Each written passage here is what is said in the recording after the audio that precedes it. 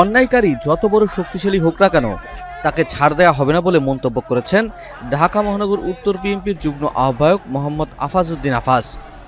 সোমবার বিকেলে উত্তরার বিডিআর বাজার থেকে উত্তরা পূর্ব থানার আওতাধীন এলাকায় দোকানপাট ও পথচারীদের মাঝে বাংলাদেশ জাতীয়তাবাদী দল বিএনপির ভারপ্রাপ্ত চেয়ারম্যান তারেক রহমানের ঘোষিত ৩১ দফার রূপরেখা সাধারণ মানুষের মাঝে পৌঁছে দিতে লিফলেট বিতরণ কর্মসূচি অনুষ্ঠিত হয়েছে। লিফলেট তৈরি করেছেন এবং জাতির সামনে তুলে ধরেছেন।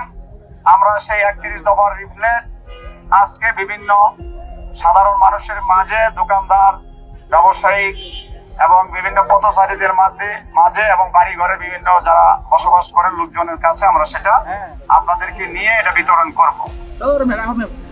বিএনপির ভারপ্রাপ্ত চেয়ারম্যান ইতিমধ্যে আপনারা দেখেছেন অল্প কিছুদিন আগে লন্ডনে বর্তমান প্রধান উপদেষ্টা ডক্টর মোহাম্মদ ইউনূস এবং ভারপ্রাপ্ত চেয়ারম্যান জনাব তারেক রহমানের বৈঠকের পর বাংলাদেশে যে নির্বাচনের বাতাস বইতেছে, ইতিমধ্যে বিভিন্ন পাড়ায় মহল্লায় গ্রাম অঞ্চলে সারা বাংলাদেশে নির্বাচনের একটা পরিবেশ তৈরি হয়েছে এবং সকলেই চায় অতি দ্রুত নির্বাচনের তফসিল ঘোষণা করা হোক। আমরা দাবি করব আপনারা দ্রুত নির্বাচনের তফসিল ঘোষণা করুন।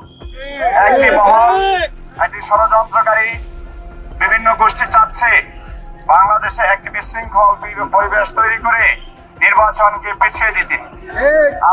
আপনারা সকলে ঐক্যবদ্ধ থাকতে হবে এবং সবাই আমরা এক থাকবেন।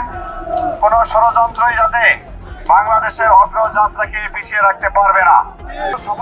এ সময় তিনি আরো বলেন, মানুষ এখন জানতে চায়, বুঝতে চায় এবং পরিবর্তন চায়। মানুষ এখন রাজনৈতিক স্লোগানের নয়, কার্যকর সমাধানের পক্ষে। গুরুত্বপূর্ণ নির্বাচনের মাধ্যমে বিএনপি ক্ষমতায় আসতে চায়। রাজনৈতিক দল বিএনপি 18 বছর এই স্বৈর শাসনের বিরুদ্ধে, ফ্যাসিবাদের বিরুদ্ধে আন্দোলন করেছে। আমরা অবশ্যই 5 তারিখের পূর্বে যে সকল আন্দোলনের সাধারণ ছাত্র জনতা নিহত হয়েছে, বিএনপি দীর্ঘ সময় প্রায় 30-31 দিনের শোক দিবসের কর্মসূচি ঘোষণা করেছে। আজকে আমরা সেই সকল শোক সমস্ত পরিবারের প্রতি সমবেদনা জ্ঞাপন করছি।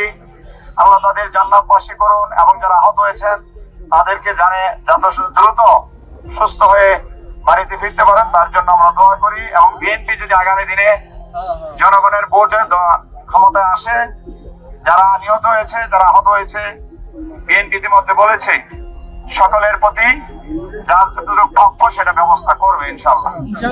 আপনারা ঐক্যবদ্ধ থাকবেন। বিশেষ করে ঢাকা মহানগর উত্তর বিএনপির সংগ্রামী আহ্বায়ক, অত্যন্ত পরিচ্ছন্ন রাজনীতিবিদ এবং পরিশ্রমী নেতা, আমি অনেক জায়গায় এটা বলে থাকি, জনাব আমিনুল হক সাহেব এবং এই 18 আসনের আমি মনে করি মানুষের দীর্ঘদিন পর একটি ভালো মহানগর বিএনপির সাধারণ সম্পাদক, স্বচ্ছ ভালো মানুষ এখানে নির্বাচিত হয়েছেন। সেজন্য আমি ব্যক্তিগতভাবে এবং আমরা সকলেই যারা রাজনীতি করেন, আমি মনে করি আমরা সকলেই সৌভাগ্যবান, কারণ একজন ভালো স্বচ্ছ লোক এই এলাকায় মহানগরের গুরুত্বপূর্ণ একটি দায়িত্বে এসেছেন। তাহলে সভাপতি এবং সাধারণ সম্পাদক, আহ্বায়ক, সদস্য সচিব ভালো মানুষ, আমরাও ভালো হতে হবে সবাইকে। আমি মনে করি ঢাকা 18 আসনে অনেকেই নমিনেশন হয়তো চাচ্ছেন। আমি এখনো বলি নাই যে আমি এমপি নির্বাচন করব, আমার এই কথাও বলি নাই যে আমি এমপি নির্বাচন করব না। চিন্তা করব সামনের দিনগুলোতে যারা নির্বাচন করতে চান, পরিষ্কার কথা, আপনাদের স্বচ্ছ পরিচ্ছন্ন হতে হবে এবং নেতা কর্মীদেরকে মূল্যায়ন করতে হবে। এই যে বিগত ঈদ গেল, 2টি ঈদ, এই আন্দোলন সংগ্রাম গেল, আপনারা নেতা কর্মীদের কতটুকু মূল্যায়ন করেছেন সেটা দেখা এবং সেটা আপনারা যারা আজকে নেতা কর্মী উপস্থিত হয়েছেন আপনারাই ভালো জানেন, আমি সেটা বলতে পারবো না। এ সময় বিএনপি ও এর অঙ্গ সহযোগী সংগঠনের নেতাকর্মীরা উপস্থিত ছিলেন।